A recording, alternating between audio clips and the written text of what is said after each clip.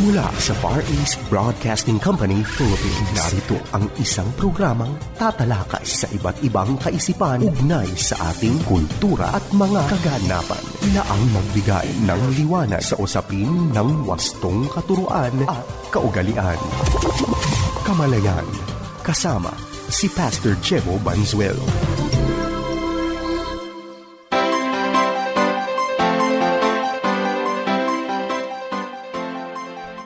Isang mapagpala at mabiyayang araw mga kapatid. Ito po ang inyong lingkod, Pastor Jebo Banzuelo. At kayo po ay nakikinig sa programang Kamalayan. Ang atin hong programa ay pwedeng masubaybayan gamit po ang radyo. Yan po ay sa iba't ibang stations mula Luzon, Visayas, and Mindanao.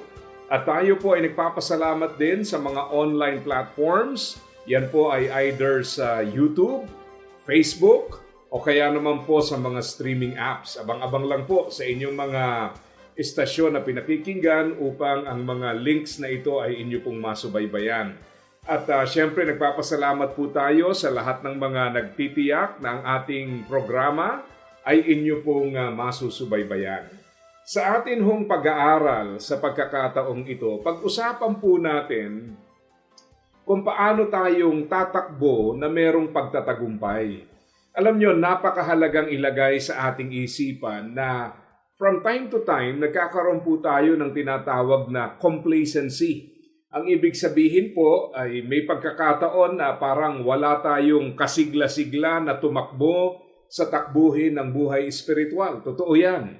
Minsan dahil pagod na, minsan dahil may mga expectations versus reality, yung bang inaasahan mo hindi nangyari at yung hindi mo inaasahan, iyon ang nangyari. So paminsan para bang dala-dala natin yung pain dahil po sa mga experiences na ito. May mga pagkakataon pa nga na yung hindi mo inaasahang pagmumulan ng mga problema, yan po ang maaaring pagmulan ng problema. Ganun nga no? Kaya nga si Apostle Paul, pag tinignan niyo po yung kanyang sinabing run to win sa 1 Corinthians 9:24, ang hamon po na iyon ay ibinibigay bilang paalaala na hindi madali ang takbuhin ng buhay espiritual. Pero anuman ang ating pagdaanan, anumang mga hamon ang ating kaharapin, we must always run to win. Alam nyo, talagang ganyan sa ating takbuhin sa buhay spiritual, napakarami pong mga unexpected, unwanted, and unforeseen na mga events and experiences. Pero kung lahat ng ito ay titingnan natin sa perspective ng ating Panginoon, then we will have the strength to continue to run the race. May mga tao naman na ang issue po ay hindi yung pagsuko or giving up. May mga tao na kailangang hamunin to run to win sapagkat pumapasok po yung complacency as a result of too many commitments. Paminsan yan ang problema. Habang tumatagal ay marami tayong pagtatalaga ng ating sarili at minsan po wala tayong sukatan alin ba sa ating mga dapat harapin ang tatanggapin natin, alin ang hindi. Kasi pagka lahat po ay in-accommodate natin, then we will have a problem. Kasi bawat isa may capacity Importante ho yun Paminsan masarap ho na maraming ginagawa, maraming mga sinasalihan, pero always remember na tayo pong lahat may capacity, meaning hindi lahat kayang gawin at hindi naman tayong dinisenyo na lahat gagawin natin. Pangalawa, tayo at ang ating mga resources, may mga limitations po yan. Ibig sabihin ay talagang alam natin na darating at darating yung punto na nandun man yung willingness natin to do things, to help people, or to be involved in whatever activities. Dahil may limitasyon ng ating mga tinatangkilik, alam po natin na pag umabot ito sa limitasyon, then it will be challenging. Kaya nga napakahalaga sa isang tao, kaya ito ho ang ating tema ngayon, na talagang magkaroon tayo ng pagsusuri, sukatan, kung ano po yung dapat nating alisin, baguhin, ano po yung dapat nating limitahan, saan natin dapat itodo, di ba? Talagang Kailangan tinitingnan nating maigi kasi paminsan po, kung saan dapat magbawas tayo ng mga gagawin, doon tayo mas naglalaan. Kung saan naman tayo mas dapat magbigay ng ating all, doon naman po tayo nagkakaroon ng pagkukulang. So, we have to evaluate. Paminsan po, along the way, isa pa ito sa nakakaapekto, bakit nagiging complacent, may mga times po na yung bang masyado tayong naaapektuhan ng ating mga damdamin to the point na minsan instead of walking by faith, we walk by sight or by feelings. Ayan. Di ho ba? Paminsan nakakalungkot kasi para bang nag-start ka by faith, tapos later on nagiging by sight, hindi kaya, hindi pwede, hindi maaari, pero ang pinagbabasihan mo na ay hindi po yung kung ano kalooban ng Panginoon, ang pinagbabasihan mo na ay kung ano yung kakayanin mo. And sometimes by feelings. Totoo yan. Kaya pag nasaktan tayo, we find it difficult to continue, to move on. Pag tayo po ay nagkaroon ng pakiramdam na parang tinatamad, nawawala ng sigla, we give way. And we allow emotions to control us instead of controlling our emotions. Kaya bago ho tayo magpatuloy sa ating pag-aaral ngayon, makumusta ko muna kayo. Nasaan kayo sa inyong spiritual life?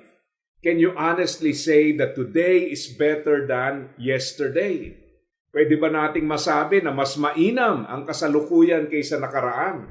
Pwede ba nating masabi na I am better now than before? O baka naman yung ating tinatawag na glory days o yung pong mga panahon na matagumpay, matatag, maayos, tila lipas na. At yung ngayon po ay parang para bang sa takbuhin parang naghihingalo na, hirap na at parang hindi na aalagwa at uusan. So kung ganyan po ang ating nararamdaman mga kapatid, then it's high time that we truly evaluate ourselves and we truly check anong kailangan nating gawin so that we can run the remainder of the race. Palagi kong naririnig yung kasabihang, malayo na ang narating, pero malayo pa ang tatakbuhin. Di ba? Totoo yun, ano? Paminsan ho, talagang conscious tayo dun sa ano yung natakbo na. Praise God. Malayo na. Pero minsan, we don't prepare doon sa tatakbuhin pa. Malayo pa, marami pa, di ho ba? Kaya talagang from time to time, kumbaga sa basketball, merong halftime break, evaluate, re-strategize, recuperate, di ba? And then later on, try to recover the losses and start anew. Pero pag hindi po natin ginawa yan, baka naman maayos na yung dati, napasama pa ngayon, tumatakbo na ng okay noon, biglang nang hinawa pa, abay kinakailangan nating i-check yan. Di po ba? Sapagkat ang bawat isa sa atin, tandaan niyo po ito, and I remember talking to my fellow pastors about this, ang sabi ko nga sa kanila, may mga parte ng labanan that we will fight together. Sama-sama tayo, lalabanan natin. Pero may mga laban na ikaw lang. Hindi pwedeng sumali ang iba, ikaw lang. Because it is a battle that God has given you. And sa journey mo, sa iyong kaugnayan sa Panginoon, kailangang harapin mo ito at mapagtagumpayan mo ito. Di ba?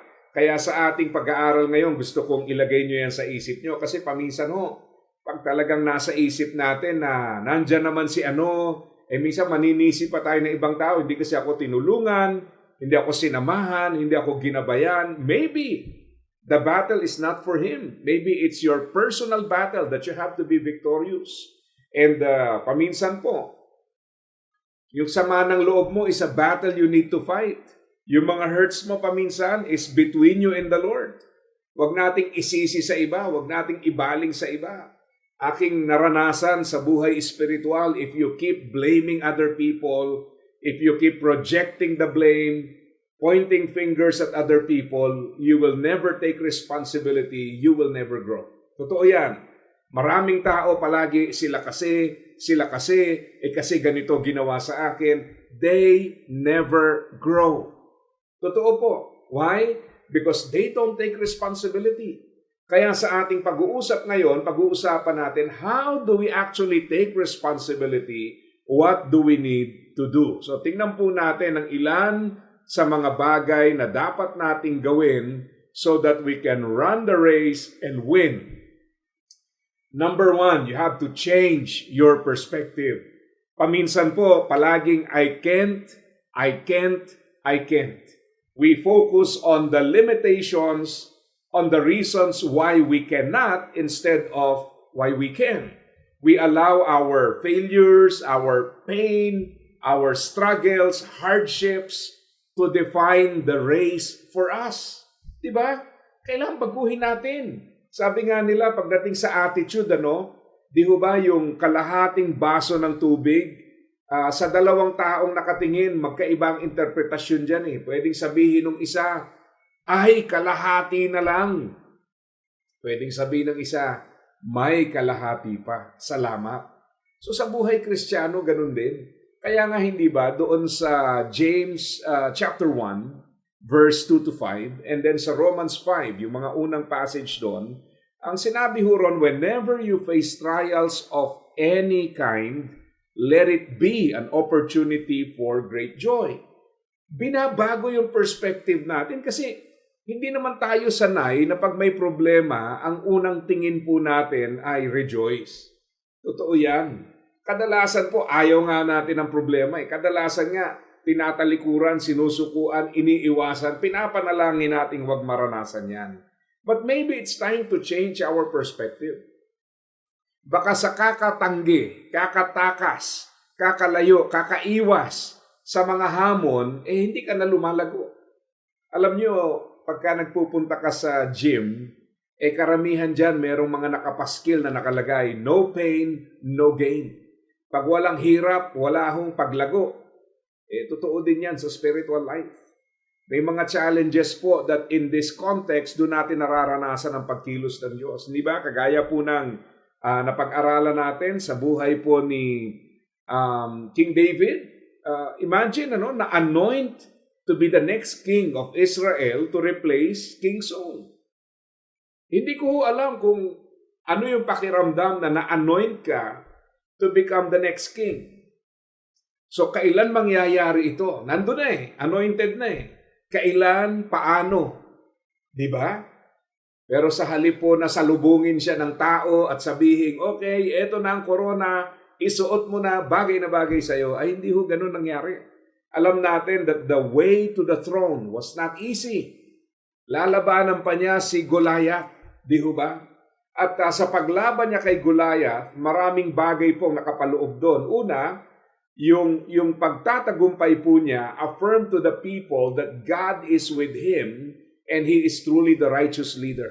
Siya yung karapat-dapat na leader. Siya po yung rightful at the same time righteous leader sapagkat si King Saul was very sinful, disobedient to God, but here was a man after God's own heart, although he was not perfect. Pangalawa, yung mga tao mismo ang kumilala sa kanya, hindi yung parang pinagpilitan mo yung sarili mo na, hoy, inanoint ako. Kung sa panahon pa natin ngayon, may certificate of anointing. Yung parang kailangan pang ipatunayan. Hindi ho nakita ng mga tao. And at the same time, yung pagsunod niya was very clear to God. So that prepared him for the throne. At alam natin, di doon natapos. Sapagat later on, ang kalaban niya naman si King Saul.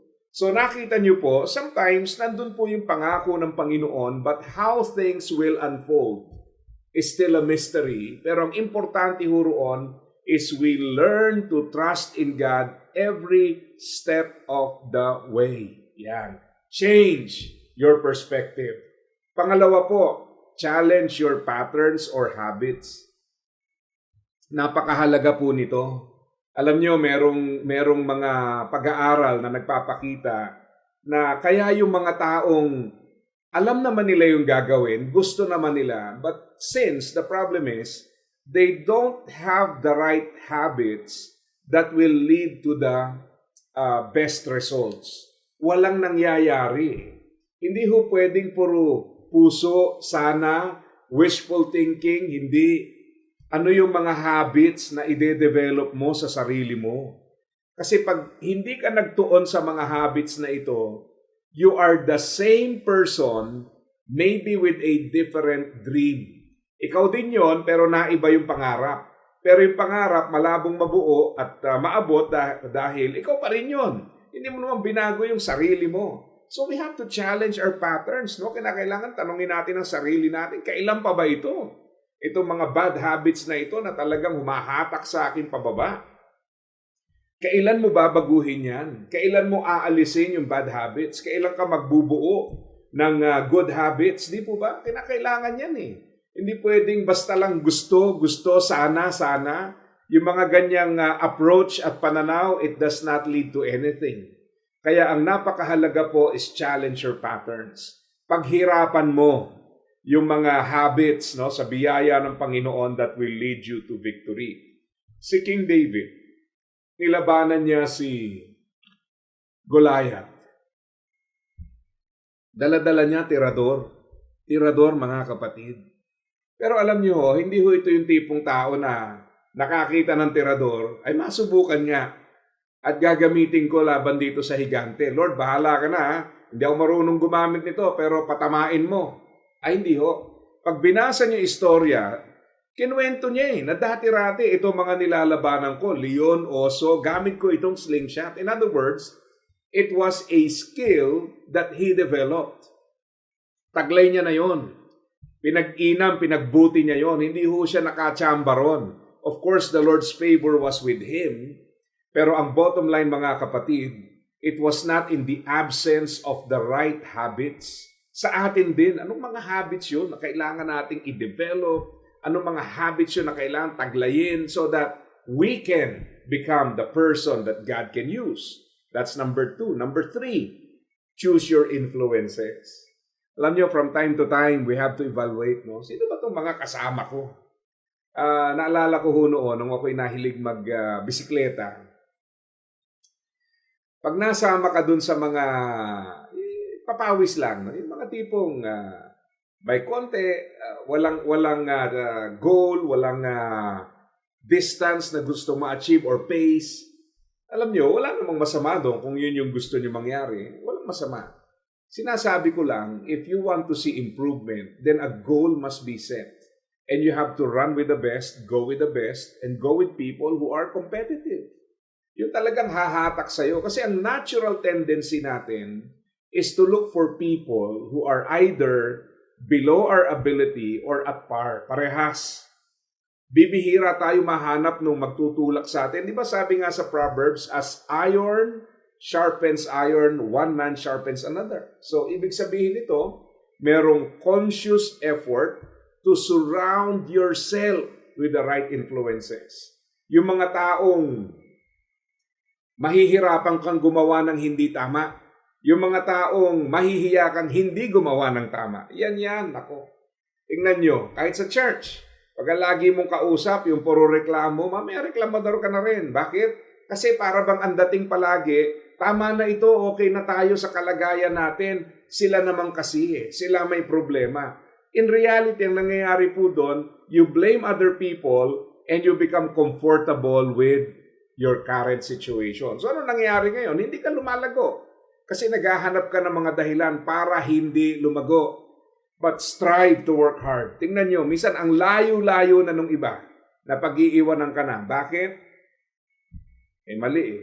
Kung sino-sino yung sinasamahan mo na hindi dapat. By doing that, you don't grow. And then, number 4, confront your excuses.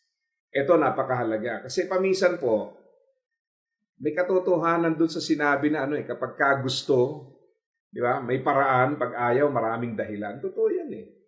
Ako, bagamat hindi naman yan verse sa Bible, but it's true. A lot of people do not confront their excuses. Tinatanggap na lang natin, we go with the flow, we allow it to remain in our lives, creating a permanent hindrance sa ating buhay. Para bang pag sinabing hindi kaya, hindi talaga kaya. Alam niyo ba na yung hindi kaya, marami palang level yan? Merong hindi kaya kasi hindi gusto. It's an issue of willingness. Merong hindi kaya kasi hindi marunong. So, ang solution is to learn, to know, to grow. Merong hindi kaya kasi sumpungin. So, it's an attitude problem. Merong hindi kaya kasi ang bottom line, takot sila. So, ang solution doon is be brave. So, in other words, hindi pwede na yung hindi kaya becomes a permanent excuse. We have to check. Saan nanggagaling to? Maybe may mga bagay talaga na hindi kaya. Pero ang bottom line, baka naman yung pinanggagalingan ng hindi kaya ay mga bagay na masasabi nating hindi marapat na nasa buhay ng isang mananampalataya. Di po ba? Pag-isipan niyo yan kasi baka mamaya puro limitasyon tayo, hindi na tayo umaangat, umuusad at lumalago. Okay? Panglima, cut loose your baggages. Alam nyo, sa takbuhin kasi, pag malayo-layo na, marami ka ng daladalang bagahe, no? Yung mga pain, bagahe yan eh. Yung sama ng loob, yung minsan pag nadala ka na, yung tipong nag-fail ka and then parang ayaw mo na, bagahe rin yan eh. Minsan ho, nagtutuloy tayo sa paglilingkod with all these baggages. Dala-dala natin. Para bang habang tumatagal, pahirap ng pahirap. Naalala ko po, no, nung kami ay bumiyahe, alam nyo naman, pag sasakay kayo ng eroplano, yung maleta, may limit yan kung gaano karami, di ba? So, syempre, bago mo i-impake yan, kailangan tingnan mo anong kailangan ko. Dilatag, lagay. Pag mabigat pa rin, ano yung pwedeng tanggalin dito? Kasi ang ayaw mo mangyari, you're traveling with extra and unnecessary baggage. Kasi by doing that, you create your own limitations. At maraming mananampalataya, ang naiipon po bagahe. Kaya tuloy, yung bang habang tumatakbo, pahirap ng pahirap, nagsimula ka, excited, di ba? Nagsimula ka talagang on fire, tapos ngayon, ang hirap, daming dala-dala, ayoko na, pagod na ako. Aba, malayo na, malayo pa. Kung ngayon pa lang, bigat na bigat ka na, abay, paano pa dun sa remainder of the race? Di po ba? Ay, napakaganda hong pag-isipan yan. Kung ngayon pa lang ganyan na, paano pa yung natitirang bahagi ng takbuhin? Kaya mga kapatid, napakahalaga itong pag-aaral natin ito kasi nga, kailangan natin talagang mag-evaluate. Kailangan nating magsiyasat ng ating mga sarili. Kailangan nating tingnan muli sa panibagong perspektibo. Kumusta yung takbuhin natin? Kumusta yung ugali natin? Kumusta yung pakikitungo natin? Kumusta yung pacing natin sa takbuhing binigay sa atin ng Panginoon? If we find ourselves lacking, huwag niyo pong hayaan na yung limitations ngayon will still be the limitations tomorrow. Kasi pag hinayaan niyo yan, hindi kayo lalago. Run to win, mga kapatid. Run to win. So it is our prayer na ito pong pag-aaral na ito ay pumukaw ng ating kalooban at ma-realize we're not doing this for a price that will fade away, but we do it for an eternal price. And this is done for the glory of God. Muli mga kapatid, ito po ang programang Kamalayan na napapakinggan sa FEBC Radio TV, napapanood sa Facebook Live at YouTube channel ng 702 DZAS FEBC Radio TV at gayon din po napapanood sa Channel 185 sa GCTV. Ito po ang inyong lingkod, Pastor Jebo Banzuelo, pansamantalang nagpapaalam at nagpapaalala sa bawat isa na ang buhay na ginagamit ng husto at wasto ay walang pagsisisi pagdating sa dulo. God bless po sa inyong lahat. Iyong napakinggan ang Kamalayan. Para sa iyong mga tanong, komento at suhestyon, mangyaring bumisita sa ating Facebook fanpage, Kamalayan FEBC, o mag-email sa kamalayan@dzas.febc.ph.